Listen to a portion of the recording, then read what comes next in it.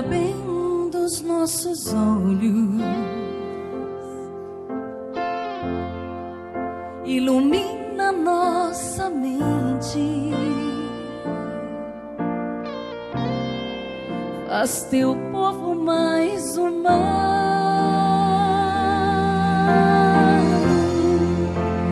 Ouve a nossa prece, e se errarmos o caminho,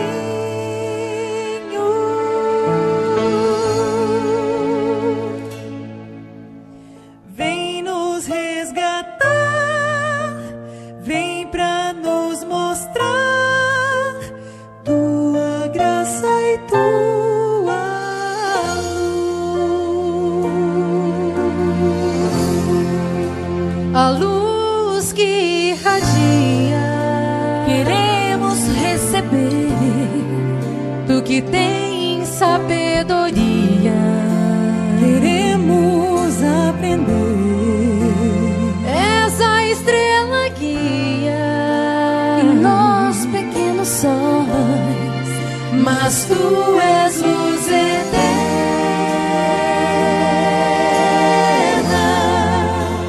Ouve a nossa prece, ouve a nossa prece. Precisamos dessa luz quando as trevas nos cobrirem. Vem nos ajudar, vem nos confirmar nos caminhos de Jesus.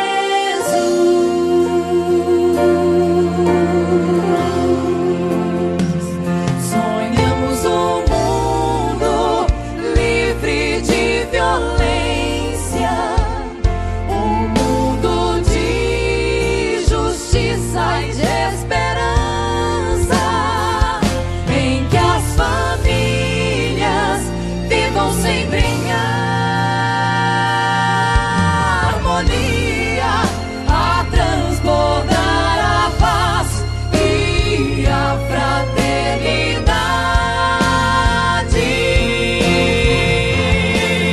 E a força que nos faz certamente levarás aonde tu estás, teu povo em oração, e todos ouçam tua voz, e num só coração, cada um dentro de si, e todos como irmãos.